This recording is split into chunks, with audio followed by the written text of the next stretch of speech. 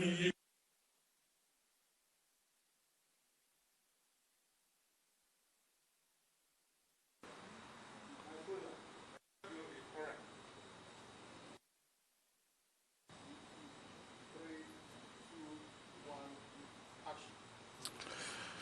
evening, ladies and gentlemen, fellow Ghanaians, my brothers and sisters.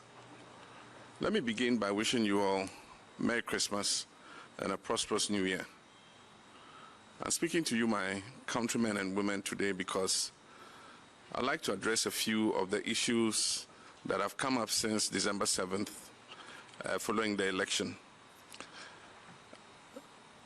On the issue of how best to proceed for me as a candidate, and I believe for us as a nation.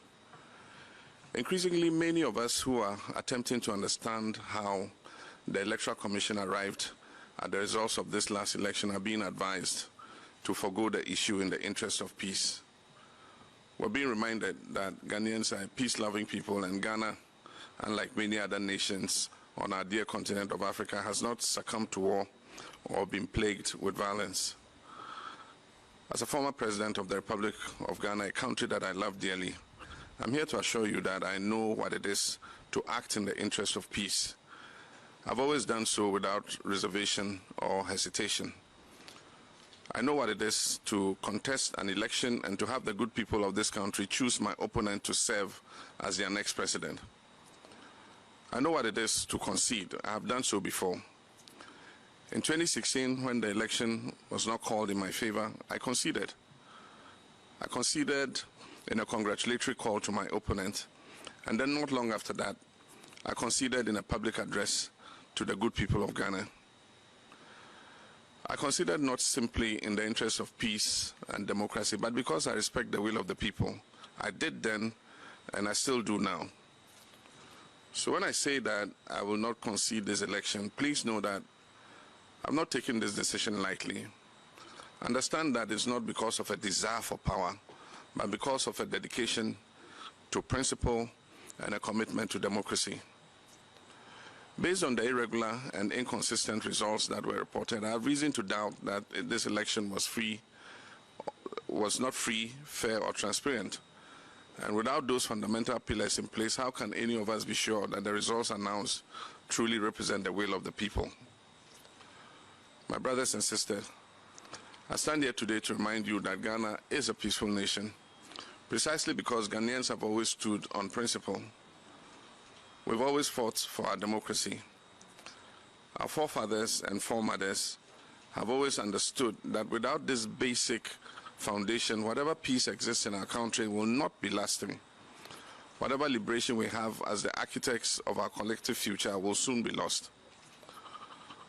Whenever we decide to take the easiest road, the first step is always surrender. And often the thing that we lose is the very thing that we value the most. The freedom that we enjoy today was not given on a silver platter. It came at a price. It came because our forefathers and mothers stood on principle. Our history books are filled with the names of individuals who refused to take the road that was the easiest or safest or probably the most convenient.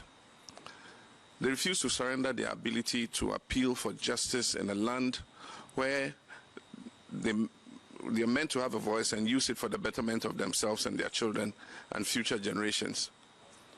All who fought for independence stood on principle to demand the sovereignty of this land that belongs to us, the people of Ghana. Indeed, Dr. Kwame Nkrumah once said, "Those who will judge us merely by the heights we have achieved will do well to remember the depths from which we started." There are many of you who are listening to me this evening who have spent your entire lives knowing only democracy.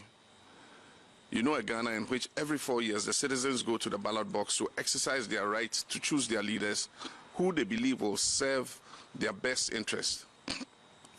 You know a Ghana in which the baton of power has been passed graciously and without incident from one party to another. A country with hundreds of radio stations and dozens of newspapers. A country where citizens can openly critique the performance of their elected officials. A country where they can protest peacefully and without fear of punishment. It is a Ghana that your mothers and fathers, your grandmothers and grandfathers wanted you to know. It is a Ghana that they dreamed of, and some even died trying to make that dream a reality. But also listening tonight are the many of you who remember a different Ghana. In that Ghana, most, if not all, of those political transitions and social liberties I just spoke of earlier did not exist. The airwaves were not filled with radio stations.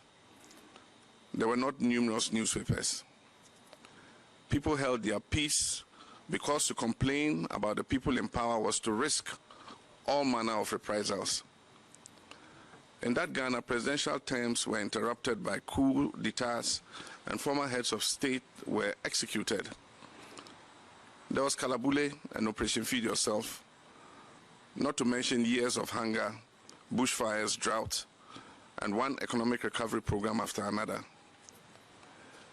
Even the Ghana of the Komipreko demonstrations bear little resemblance to the Ghana of today. We've traveled quite far as a nation in such a short period of time. The road has not been easy, nor has it been absent of obstacles. And that is why our beloved nation Ghana is often referred to as the trailblazer on the African continent. With each achievement, we have grown stronger as a people and as a nation. Through these trials and tribulations, our democracy has also been strengthened. My brothers and sisters, in a democracy as strong as ours, peace and justice can, and in fact, they usually do coexist. And that is because in a democracy such as the one we have built in Ghana, it is the people who hold the power. Indeed, in 2012, when the election was called in my favor, my opponent challenged the results, as was his right, and he took the matter to court. 8 long months of an election petition, far from destroying our democracy, rather reinforced our commitment to it and affirmed the strength of our institutions, particularly the judiciary.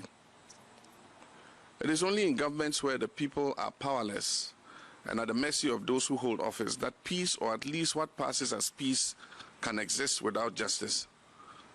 Some people have asked me what I hope to gain by challenging the results of this election. Let me tell you, I want perhaps the very same thing that my opponent wanted when in 2012 he challenged the results of that election. I want the removal of doubt. I want for all of us to know that our elections should be free, fair, and safe, and that we do not have to settle for a process that leaves us confused and with more questions than answers. I want a Ghana where institutions of state can be held to account, where we can stand on principle and demand transparency without the risk of losing our lives. When people lose their lives, as 7 people have done in the course of our elections, we're moving backwards, not forward. We're unraveling the very fabric of our democracy. We're risking the loss of 3 decades worth of progress. When today we see armed military and militia in our collation centers and election outcomes declared at the point of a gun, for us who have witnessed our country's journey through all its post-independence travails, we wonder if we have truly exorcised the ghost of our torturous past. We must continue to be a nation in which our young citizens have faith in our institutions, trust the rule of law, and rely on the presence of peace because there's justice. Ghana must be a country where we citizens know and believe without any doubt whatsoever that the way forward is determined by the will of the Ghanaian people, and that we can hold our institutions of state accountable and guarantee that they work in the favor of the national interest and not in the interest of the administration or the person in power. That is what I want. And this is why earlier today my lawyers filed a petition in the Supreme Court of Ghana challenging the declaration of the results of the December 7, 2020 presidential elections made by Mrs. Jean Mensah, the chairperson of the Electoral Commission. I've been compelled to do this because of her clear failure to act in accordance with our Constitution. I thank you for your kind attention. May your new year be one of good health and prosperity. May God bless each of you, and may God continue to bless our homeland, Ghana.